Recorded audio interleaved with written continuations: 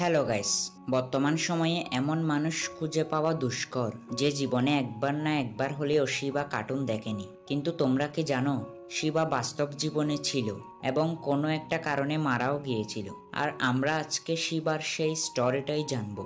তো ভিডিও শুরু করার আগে বলে রাখি, কার্টুন নিয়ে এরকম মজাদার ভিডিও পেতে এই চ্যানেলটিকে সাবস্ক্রাইব করে রেখো, সাথে পাশের বেল আইকনটিও বাজিয়ে দাও। তো চলো বেশি বকবক না করে শুরু করা যাক আমাদের আজকের ভিডিও।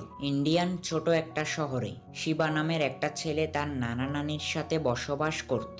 শিবার মা বাবা ছিল না, কারণ তারা শিবা ছোট থাকতে একটি কার অ্যাক্সিডেন্টে মারা যায়। এই জন্য শিবা তার নানা নানির সাথে একাই বসবাস করত।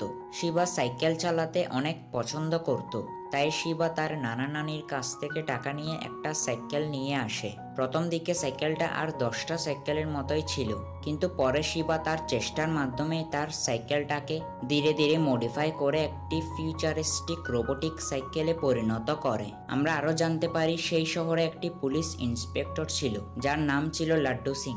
সে আসলে পুলিশ ইন্সপেক্টর হলেও খুবই ভীতু একজন মানুষ ছিল, তাই কোথাও চোর ডাকাত আসলে সে আগে শিবাকে ফোন দিত। বাস্তবেও আমাদের শিবা অনেকটা সাহসী এবং শক্তিশালী ছিল। তার এই শক্তিকে অন্য একটা লেভেলে নিয়ে গেছিল তার ওই মডিফাইড সাইকেল। লাড্ডু সিং এর এই সাহায্য করার কারণে শিবার ওই সময়ে শহরে অনেক শত্রু ছিল।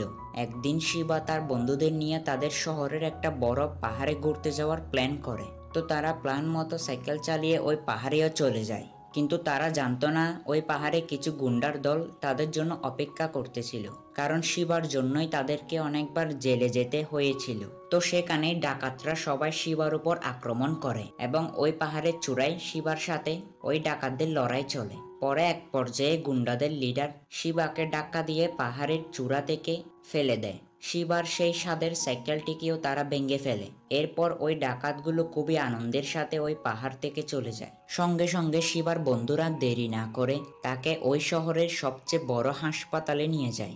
দুদিন শিবার জ্ঞানই ছিল না, তো দুদিন পর তার জ্ঞান ফিরে আসে। দুদিন পর শিবা চোখ খুলে যেটা দেখেছিল সেটা সে কখনোই কল্পনা করেনি। শিবা দেখলো যে তার পা দুটি আর নেই, মানে সে আর কোনোদিনও সাইকেল চালাতে পারবে না। পরে একটা সময় গিয়ে সে অনেক ডিপ্রেশনে চলে যায় এবং নিজেই আত্মহত্যা করে ফেলে। গাইস, ঘটনাটা সেই সময় পুরো ইন্ডিয়ায় ছড়িয়ে পড়ে। পরে কিছু অ্যানিমেশন ডেভেলপাররা এটা শুনতে পায় এবং তারা এই স্টোরির উপর শিবা কার্টুন তৈরি করে।